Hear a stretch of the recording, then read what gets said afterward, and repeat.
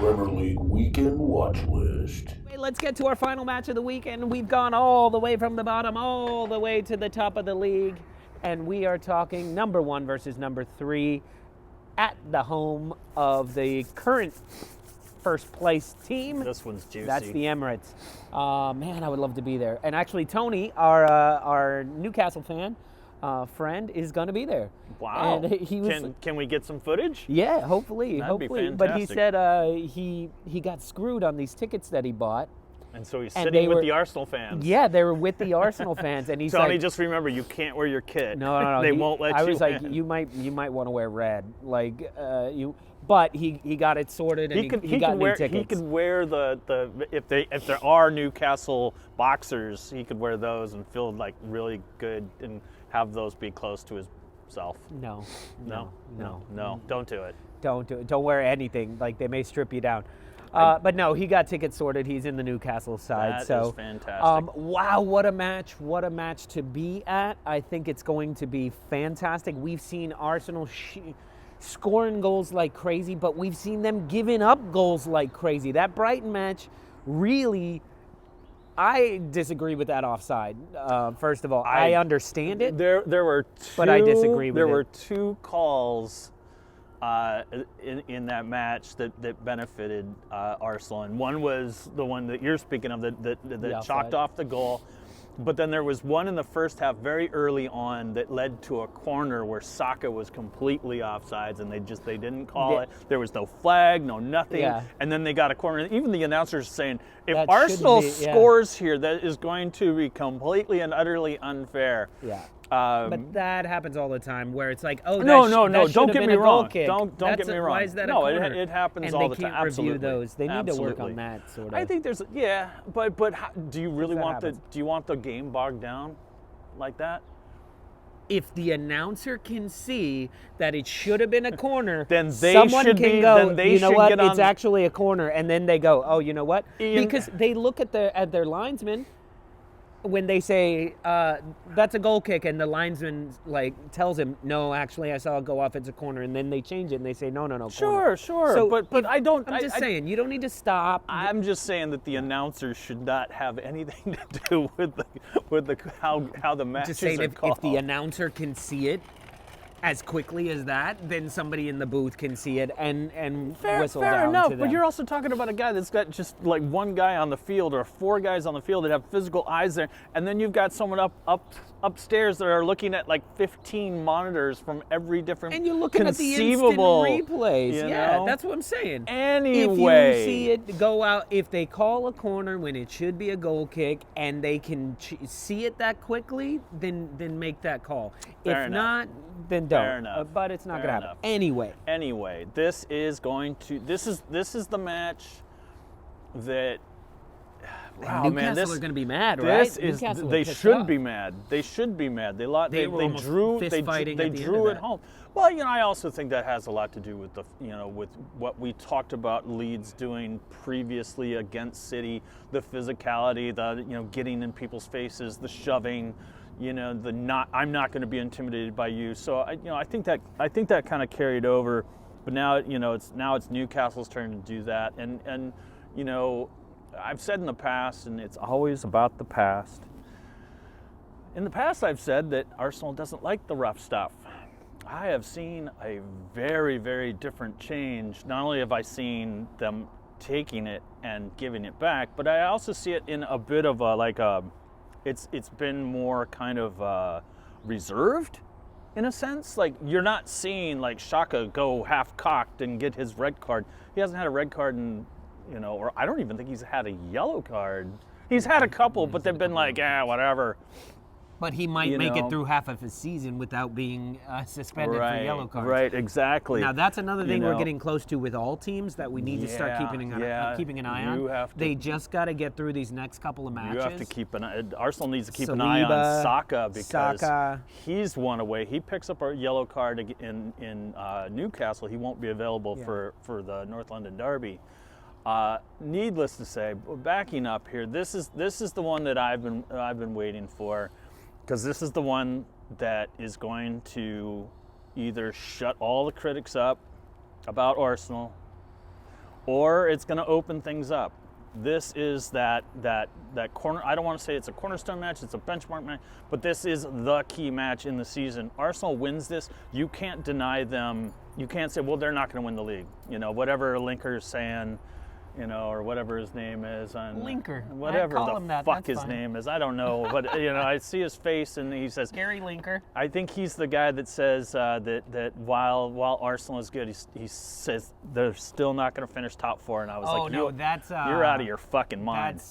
You know who I'm talking about, though. Everyone knows who I'm talking about. But this is the match that's going to decide that. Arsenal beats Newcastle, an extremely informed team, haven't lost since August.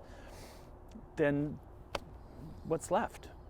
This is the best team. 20 this more is matches, this is the best. No, but at this point, I mean, you're right, you've like, taken almost everybody on with the exception of City.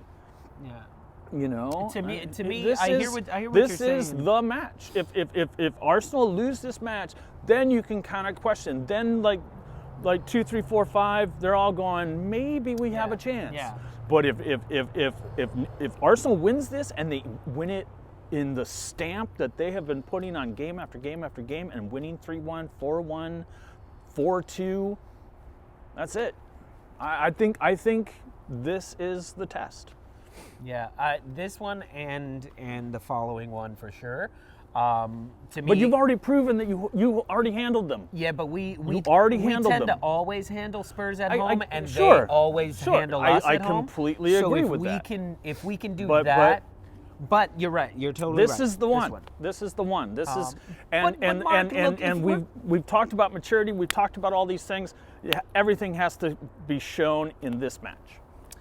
Now, Everything. I hear you and I agree, but with this upstart Arsenal squad, They were up. this is going to be every week. This is going to be every week from here on out. Is okay, you've done this and this and this, but now can you beat Newcastle, who's in form, next week? Yes, you've done this, but can you get the bogey of the North London Derby away? Can you do that? Is this last and then year's we do Tottenham that. team? Oh, but you still haven't faced City, and then we face City, and it's like, okay, well you got City last time, but can you do it twice? I feel like it's going to be. Oh, but can you get Nottingham Forest at home when it's like? It's gonna be that way the rest of the season. No. It really is. No, this has been the season. Look, if y'all watching right now, if you've watched the show in the past, you've always seen me say things like, well, you haven't beaten anybody, or that win, you should have beat them better, you should have done this, you should have done that. I'm just not quite believing in Arsenal. This year I'm believing in Arsenal. And it doesn't have to, I don't think it's going to be that way anymore. I think this season, this particular season that you are thoroughly enjoying, if you beat Newcastle, that's it. Everyone is going to jump on the bandwagon. This is the whistle stop. Well, especially if Chelsea beat City. Not happening. If they beat them or draw, we're looking at double digits. That's a mighty big if. Right now, I feel like any team can beat City. City could also beat any team 5-0. On any given day, anybody could beat anybody. Exactly. I mean, this is professional sports. So what do you have for a prediction for Newcastle Arsenal? Arsenal Newcastle, I guess. Look, it's at the Emirates. You guys shut it down. We haven't lost there. You guys don't lose there. Newcastle's got a monkey on its back from its last performance, which was not very sharp. And we talked about it in our last weekend watch list. Is this a match that Arsenal, or not Arsenal, but Newcastle was looking to be on Leeds and you guys because it was so close together? The results kind of show that maybe they were. I'm not really sure what to think because I didn't think Newcastle played that well against Leeds, but Leeds did step it up because they did have Tyler Adams in the lineup. They shut them down too. Like that's a lot on Leeds. And you guys are just playing so well. Your midfield to your front three is just it's MSN. been absolutely stop that. You can't compare the two. I'm not. Just their names. That's all you're doing. Mix it up. At least call it like MNS, like for the ADHD out there who want those I just letters. like to push the buttons at people like you who go, "Don't do that. Don't do that." It's fucking Nketiah, for But Christ's sake. this could very well be another blowout. I do love the defense, but I want to say that they won't have Shar in the lineup because of yellow cards. Ooh, I didn't know And that might be a deal breaker. That's tough. Nick Pope is playing very well, but man, I'm sorry, pick your poison. And Nketiah, Saka, Martinelli, and then Odegaard in the back just orchestrating it all. He is just everyone is playing out of their mind. I mean, Odegaard has been playing so well that you forget how well Granit Xhaka had been playing. And now he's just kind of like in the background. You don't even know. You know he's out there. Yeah. You know he's out there. But in the early part of the season, he was scoring goals. He was running the show with Odegaard. Now Odegaard has got he's just like, give me those. I'm gonna drive. Yeah. And it's been ridiculous. I want to give some credit to Newcastle and give them a little bit of a chance in the scoreline, but I'm going to say they're going to slow Arsenal down, but they're not going to beat them. Arsenal at home 2-1 to the Arsenal. 2-1. So I know it took me a long time to get there. I got Newcastle scoring because you guys just like the Brighton match proved that you guys, the problem that I'm seeing, if I was to pick a problem out, and I've picked Arsenal apart in the past, the latest problem that I see, and maybe it's their only problem, is they're scoring so easily, they're losing interest. Drop focus. And they just, they got a goal, but okay, pay attention. Oh, all right, we're up by 2. Oh, they got another goal. I guess we better pay attention. They're young, and when you're young, you get cocky, you lose focus. Getting a little cocky, and dropping focus. You know what? You have to be laser against Newcastle, and I think that's going to be the case. Yeah.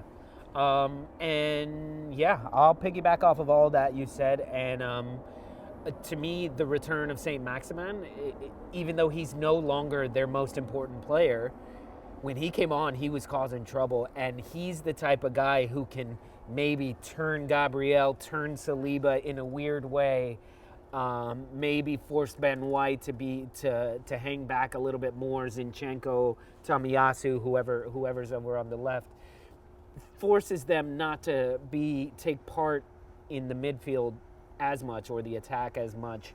But I also agree with you. We've been scoring early and then being like, we can kind of do, and it's this whoa. And I tweeted out at halftime of the Brighton match saying 2-0. Arsenal have looked very lazy in the back, very disorganized. 2-0 is dangerous lead. And look at that, they scored 2 goals. They probably should have scored 3 goals. Yeah. But and this is Brighton scores, but they don't score like that. Yeah. So I'm gonna go. Actually, I'm gonna give Newcastle 2 goals. I think Miguel Almiron is playing out of his mind if he gets a goal or not. Could be a Joel Linton, could be a Chris Wood, but I think St. Maximin scores a goal, and who knows, maybe a Trippier free kick. But I think Arsenal get 3 again, and I think it's MSN again. Sorry, two in a row. They two matches in a row. Our front 3 have scored. It's like I've said, pick They're your poison. Spreading it out. It's just ridiculous that it's just like, and it's literally like your turn. Yeah. Now it's your turn. Yeah. Oh, and Nketiah, here, you can have this one.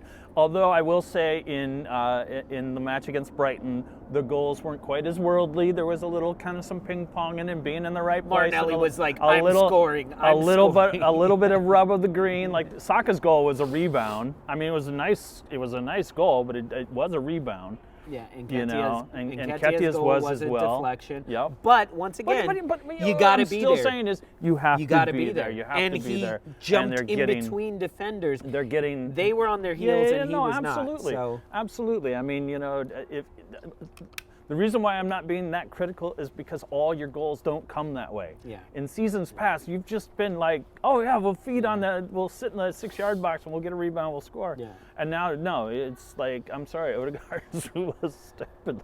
delicious. Yeah.